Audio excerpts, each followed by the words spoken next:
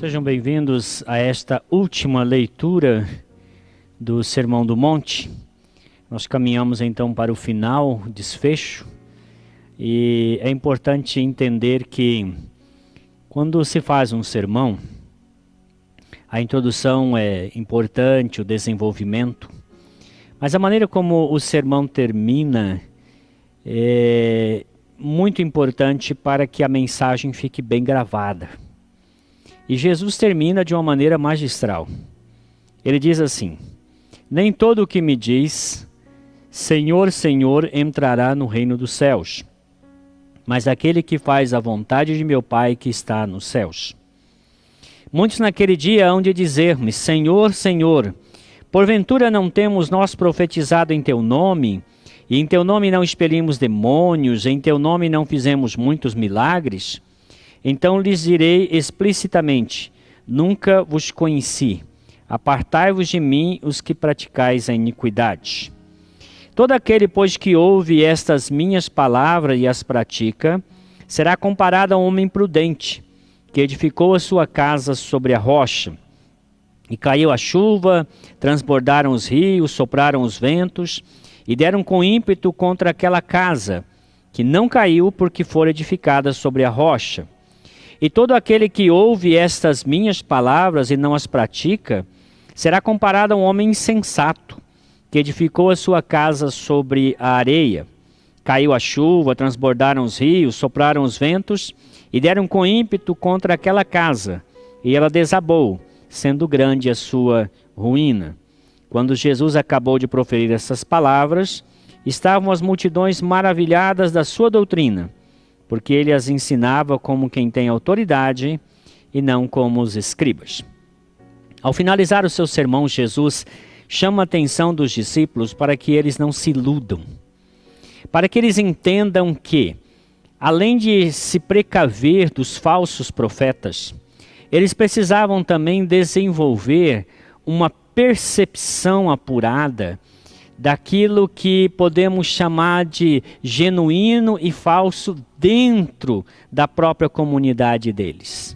Entender que não basta confessar o senhorio de Cristo. É necessário que a confissão seja acompanhada de uma vivência coerente. Ou seja, aqueles que falam Senhor, Senhor, invocando a Deus ou através de expressões religiosas, dando a entender que temem a Deus, que realmente o obedecem, essas pessoas, elas precisam fazer a vontade do Pai que está nos céus. Então, o diferencial não é uma questão de como a pessoa se expressa, ou as suas manifestações externas de espiritualidade, mas a realidade da sua obediência. Esta pessoa realmente faz a vontade do Pai que está nos céus? Muito se pergunta sobre qual é a vontade de Deus. Bom, primeiramente eu creio que, antes de mais nada, a vontade de Deus é que nos submetamos ao seu Filho. Então, se eu quero saber qual é a vontade de Deus para a minha vida, está evidente nas Escrituras do começo ao fim, que eu devo submeter a minha vida a Cristo. Ele é o Senhor absoluto. Deus o estabeleceu Senhor, lhe deu um nome que está acima de todo o nome, para que ao nome dele todo o joelho se dobre, toda a língua confesse que ele é o Senhor. E ao confessá-lo Senhor, eu preciso entender que essa confissão é vazia se eu não obedecer às suas palavras. O grande diferencial é, eu obedeço ou não aquilo que Jesus ordenou para a minha vida. E assim o verdadeiro discípulo é aquele que mais do que falar Senhor, Senhor, faz a vontade do Pai. Submete-se ao Filho e ouve atentamente o que o Filho diz. Então Jesus logo em seguida diz que naquele dia, o dia do julgamento final, haverá muitas pessoas que vão aparecer diante dele e vão dizer, mas Senhor, nós fizemos muitas coisas em seu nome. E Jesus não vai discutir com eles e dizer, não, vocês não fizeram, ou vocês fizeram pelo poder de outro, ou coisa dessa natureza. Jesus vai admitir que sim, eles fizeram muitas coisas. Mas estas muitas coisas que eles fizeram em nome de Deus ou em nome de Jesus, foi acompanhada também pela prática da iniquidade. E que coisas eles fazem? Aqui diz, nós profetizamos, nós expelimos demônios e nós fizemos muitos milagres. Veja que a questão é que o falso discípulo, ele se concentra nas exterioridades, nas manifestações de poder, nas manifestações de cura, de libertação, nas manifestações de profetizar, de transmitir mensagens e coisa dessa natureza. Ele está focado nos carismas. E a ênfase destes é que ao ter mais carisma, ao se mostrar mais cheio desses poderes de Deus, está aí a autenticidade neles. Só que a Bíblia nos chama a atenção para o fato de que os mestres, os magos de Faraó, conseguiam reproduzir os milagres que Moisés fazia. Mas apesar de fazerem tudo o que Moisés fazia, eles continuavam sendo rebeldes. Eles continuavam sendo inimigos de Deus. Não é o poder de profetizar, o poder de expelir demônios ou fazer milagres, a credencial do discípulo. A credencial do discípulo é, ele faz a vontade do Pai. Ele se submete ao Filho, ele segue as orientações que o Filho deu através do Evangelho, que aqui está claramente exposto no sermão. Então, o apóstolo Tiago, entendendo perfeitamente isso, disse, irmãos, sejamos tardios em irar e prontos a obedecer, prontos a cumprir aquilo que nós sabemos que precisamos fazer.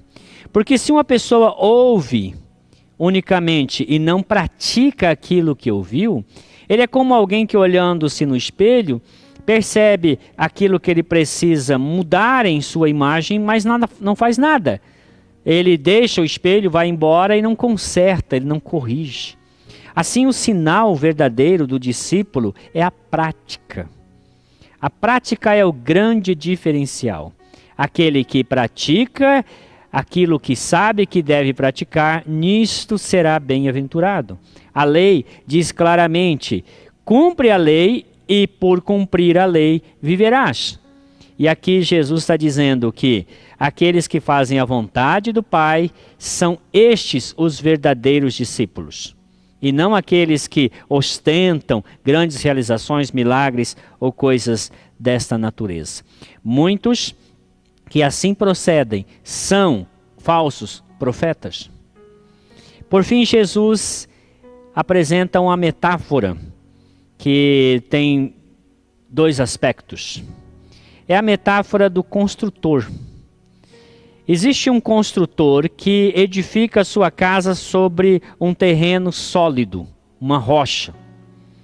E por outro lado, existe um outro construtor que constrói a sua casa sobre um terreno instável, sobre areia. O fundamento escolhido por estes construtores revela o caráter deles.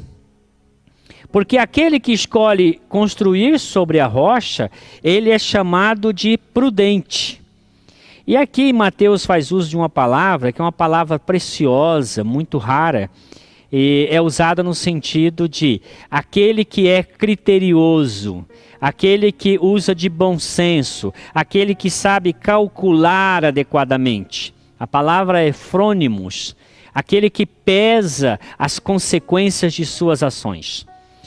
Quem assim procede, escolhe construir a sua casa, referindo-se à sua existência, ou sua família, ou todo o seu entorno de vida, sua maneira de viver, constrói esta casa sobre o edifício sólido que é Jesus Cristo, os ensinamentos de Jesus Cristo. Essas duas coisas são vistas aqui. A pessoa de Jesus e o ensinamento de Jesus define esse alicerce que ele está chamando de rocha. É aquela pessoa que escolhe viver segundo o Evangelho de Cristo. Por outro lado, aquele que escolhe construir sobre um terreno instável, sobre a areia, ele faz isso levando em consideração a facilidade de construir sobre a areia. Porém, ele não pesa, ele não pensa nas consequências de fazer isso. A palavra usada para este homem insensato é uma palavra que beira a ofensa. É a ideia de ser um estulto, um sem noção, uma pessoa desvairada, uma pessoa que você não contrataria para fazer a sua casa. Você não contrataria ele para lançar alicerces porque ele não tem o mínimo conhecimento e não está nem um pouco preocupado em relação à estabilidade da sua casa. O fato é, a mesma chuva cai sobre a casa de quem construiu sobre a rocha, como também sobre a casa de quem construiu sobre a areia. Os mesmos ventos sopram sobre o que construiu sobre a casa, construiu a sua casa sobre a rocha, como também sobre aquele que construiu a casa sobre a areia. A mesma tempestade cai sobre aquele que construiu a casa sobre a rocha, como também sobre a casa daquele que construiu sobre a areia. Veja que não é porque você construiu a sua casa sobre a rocha que não vai chover, não vai ventar e não vai dar tempestade. O que Jesus está dizendo é que, apesar da chuva, apesar do vento, apesar da tempestade, a casa edificada sobre a rocha permanece, enquanto que a casa construída sobre a areia, ela desaba e grande é sua ruína.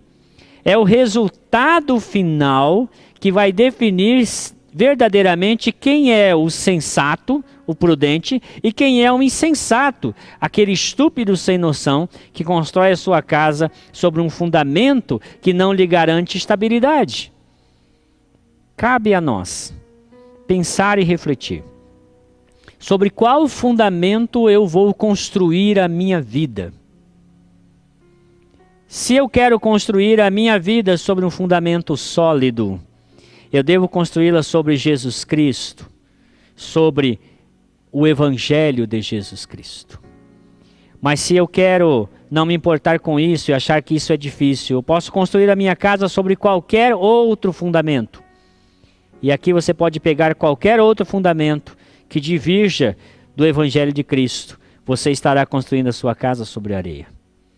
E quando nós temos um compromisso com Jesus Cristo, e levamos a sério as suas palavras, nós construímos sobre a rocha que é o próprio Cristo.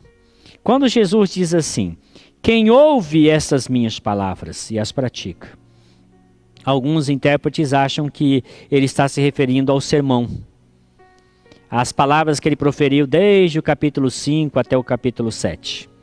Sim, evidentemente que o Sermão do Monte é uma espécie de evangelho dentro do evangelho.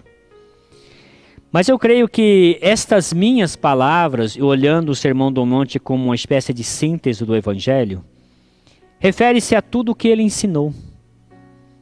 Seja neste sermão ou nos demais ensinamentos escritos pelos demais evangelistas. As palavras de Jesus são o Evangelho do próprio Jesus.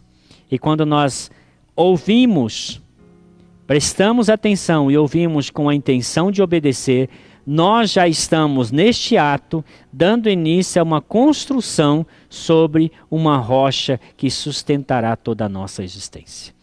Então veja como Jesus termina de maneira magistral dizendo assim, não basta ouvir. Quantas vezes nós ouvimos sermões, quantas vezes nós ouvimos estudos. Um pregador chinês foi a uma igreja, e lá é muito raro, igreja chinesa, muito raro ter a Bíblia. Ele tinha o Evangelho de Mateus e ele começou a ler o Evangelho de Mateus.